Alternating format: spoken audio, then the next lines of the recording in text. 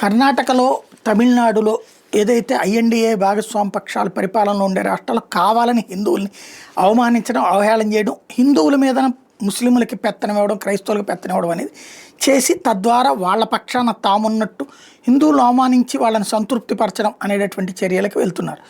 అందులో భాగంగా కర్ణాటకలో దసరా శరన్నవరాత్రి ఉత్సవాలకు సంబంధించినటువంటి ప్రోగ్రాంలో ముస్లిం వ్యక్తిని గెస్ట్గా పిలిచారు. అక్కడ ఏదైతే బాను ముస్తాక్ అనేటటువంటి వ్యక్తిని కర్ణాటక ప్రభుత్వం చీఫ్ గెస్ట్గా ఒక దసరా ఫెస్టివల్కి పిలవడాన్ని ప్రశ్నిస్తూ సుప్రీంకోర్టులో పిటిషన్ వేశారు. ఆ ప్రాంతానికి సంబంధించిన ఒక హిందుత్వవాది. దాని మీదన కర్ణాటక ప్రభుత్వానికి నోటీసులు ఇచ్చింది సుప్రీంకోర్టు.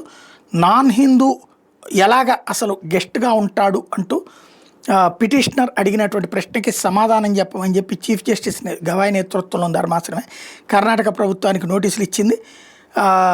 దీని మీద నిదానంగా విచారిద్దామంటే లేదు మీరు రేపు దసరా సెలవులు ఉంటాయి, ఈ లోపే దీన్ని పూర్తి చేయండి అని చెప్పేసి పిటిషనర్ తరపు న్యాయవాదులు అడుగుతున్నారు.